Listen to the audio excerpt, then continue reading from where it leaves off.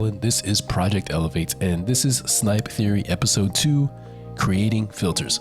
All right, so today we're going to talk about creating filters, and I know there's Snipe filter videos out there, but I'd much rather just have you learn how to create filters and come up with your own filters. That way you can maximize any type of sector in the market that you see fit. And I will give you guys some examples so you can try some filters out.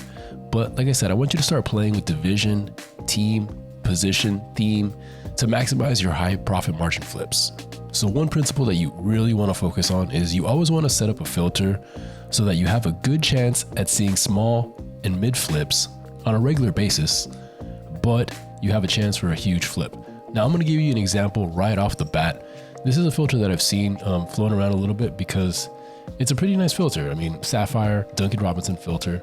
So how you would set that up is you would go to theme, you would come over here, glitched, you would set this to Sapphire, and then you would just start refreshing at the bottom of his price range, which is a form of cliff sniping if you saw episode 1. So he's about 4,500. So pretty much anything under like 4,000 that you would see, it would be breaking even. So maybe want to set it up a little bit below that.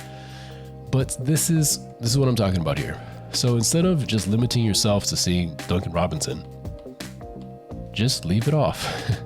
It's pretty simple, but so now you're still pretty much hunting for Duncan Robinson, but you also have a chance at the other guys like Darius Miles, Peja, and even Dikembe. You never know when somebody's going to throw up a Dikembe for super cheap by mistake or because they're quitting the game or whatever it may be, and you come up on a Dikembe Mutombo for under 4K. And all just because you didn't limit yourself to Duncan Robinson. So the same principle can apply to pretty much any filter that you set up. If there's a way for you to expand your target range while still getting those small to mid flips that are going to make you the profit over time, you're going to be in a much better position. All right, so next up, big game hunting is back, guys. There are a couple cards that have risen up to become more expensive than a 100K buyout, and they're all in the diamond tier. And most of them primarily are the centers. So Dikembe Mutombo, Derrick Rose is still above 100K. Deron Williams seems to sell for over 100K usually, but he may be dipping. And Shaquille O'Neal. So Dikembe and Shaquille O'Neal are definitely the two guys that are more consistently remaining above 100K for now. Now, obviously, this is all subject to change as cards drop early on in the season. Metas can drop or change very quickly.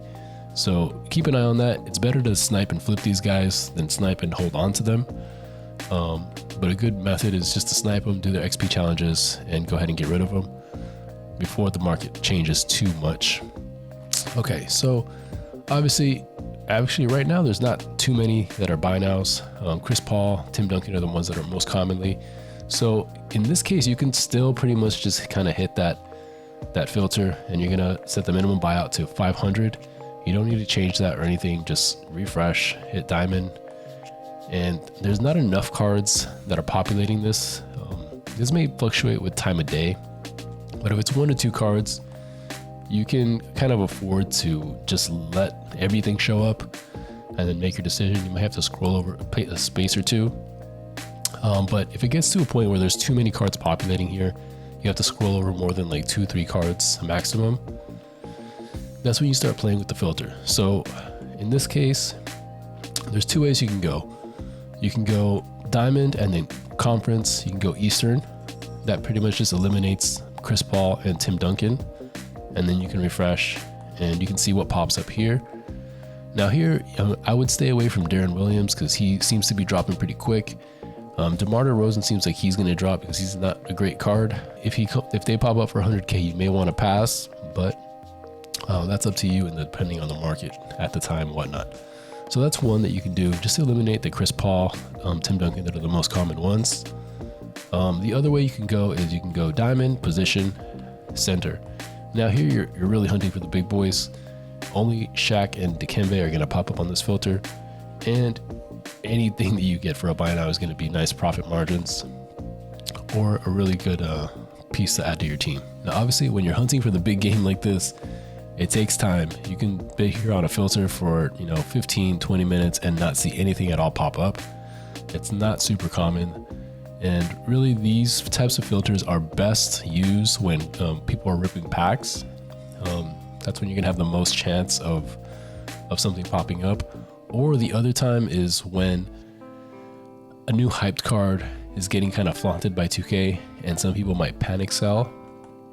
Now with panic selling, you gotta be careful because sometimes it can change the meta and the card prices will tank. But typically speaking, the panic sell is worse than the actual card drop. So a lot of the cards that you can pick up on the day before or a couple hours before, as soon as we kind of know what's coming out, those prices are going to be lower than when actual packs drop. But you got to play that by ear. It depends how game changing, how meta changing the content is. All right, so we've covered the big game aspect, that spectrum of the Snipe game. Now let's talk about outliers and trend hunting, stuff like that. So a couple days ago, some really helpful videos on domination were released using the Magic Playbook, and the price of the Magic Playbook went up. It's gone down since then. So this is definitely like on the trend side of stuff where it's coming back down to earth, but it's still a playbook that's much more expensive than your common bronze playbook. So there's one there for 1,200, one for 1,300, been out for a little bit, but still more expensive than the typical 250 or 300 that most playbooks go for. So you can spend a little bit of time, and these types of filters, any outlier filter, any like trend, stuff like that, it's going to be much less competitive than like hunting for the big new cards. And there's a lot of people that find something like this, corner it, and just rinse and repeat and make tons and tons of MT. Now I'm more of a snipe the card I need. If I'm going for a collector level, I'll snipe cards that way. Or certain times of the year, I'll just I'll need some MT, I'll go on a little sniping bench. But I know guys in the community that really take advantage of this stuff, and they make hundreds of thousands of MT, over a day or two, just flipping some of these outlier cards. So anything outlier is basically like anything in the franchise. So even like coaches, stuff like that, they're not too expensive, and a lot of times you can find some. These ones are kind of good for just going through them every once in a while, after a little snipe session or after a game session, whatever. Kind of go through the coaches. You can just scroll. You don't have to really filter things out, and you can see if something's just kind of sitting there. You usually have a couple minutes to pick it up. Most people aren't, hard refreshing, hard sniping, hard scoping some of these guys, but like I said, all these are going to be less competitive. And I mean, like last year, I remember picking up a Diamond Nick Nurse early on in the year for like 12K, and he sold for like 75,000. So as you can see, diamond coaches are really expensive, and some people don't know the value of them, and they're going to throw them up for 10K and think that's a lot of money for a coach. And then you have a really nice flip. Now again, I wouldn't spend a bunch of time hard sniping these, but it's a good way to make profit when you don't want to get into the more common filters. And on this end, the consumables tab, you have shoes, you have colorways, you have badges. You can make a lot of profit from these. There's different ways to go about this. You can set up certain enabled filters for like badges and stuff like that. But that takes a little bit of MT up front to eliminate some of the less expensive badges. What I typically like to do is I'll just kind of go through them. I already have in mind what badges are more expensive than others. And these tend to be like in the silver tier for the badges. Tends to be the most expensive out of the three. And then I'll just scroll through some of them that I know are a little bit more expensive. So for example, Sniper's one that's pretty expensive. And with most of these, you can kind of just scroll through them. You can if you really want to go at it, you can set up your price range, set up your cliff and go at it, and you will find stuff. And they will make you a lot of profit. Like I said, I know people that make a lot of MT doing this. And with these, I would definitely focus on the more expensive badges. Floki has a really good price guide for all the badges and stuff like that. So he's definitely the guy to check out. I'll link him down in the description for his Twitter, where he puts out most of his content.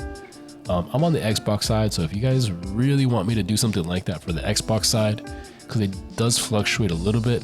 Let me know in the comments and I'll kind of work through some of those prices for you guys. But honestly, Floki does such a good job that you can kind of at least figure out what the expensive mid-tier badges are, and the price really is going to fluctuate all year long anyway.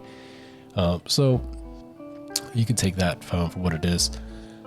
The other thing here is that with a lot of these badges, this is a more midterm investment, more midterm, long-term, because right now cards don't really, they're not worth badging up. But as we get closer to 250K qualifiers and stuff like that, a lot of these badge prices are going to shoot up, especially right before the tournament qualifier. So this is a good thing to kind of stockpile. If you do have some NT, stockpile. I bought a couple clamps badges. I bought a couple sniper badges, stuff like that, locked away, so that when the time comes, I can kind of capitalize on that. Same thing with shoes. Right now, you are seeing shoe prices go up a little bit, but it's not really worth putting them on players, and it definitely will be when it comes to qualifiers, especially for the really comp guys that are trying to get that extra edge. So those prices will go up at that point. Might be a good time to pick some up on the cheap, do some sniping, get some practice in, and store them away for later. So just to reiterate, guys, this episode is mainly about creating your own filters, understanding the different combinations of the parameters that can kind of like section off a group of highly profitable players for you to make a lot of profit on. I hope some of the examples that I gave you and talking you through my process of creating these filters helps you guys out in the future. All right, guys, and that's pretty much going to wrap it up for episode 2 of Snipe Theory. Let me know what you guys think of this series down in the comments. Always appreciate your feedback. Smash that like, hit the subscribe if you want to see more content like this. My name is Alan. This is Project Elevate. Until next time, elevate your grind, game, yourselves, and each other. Peace.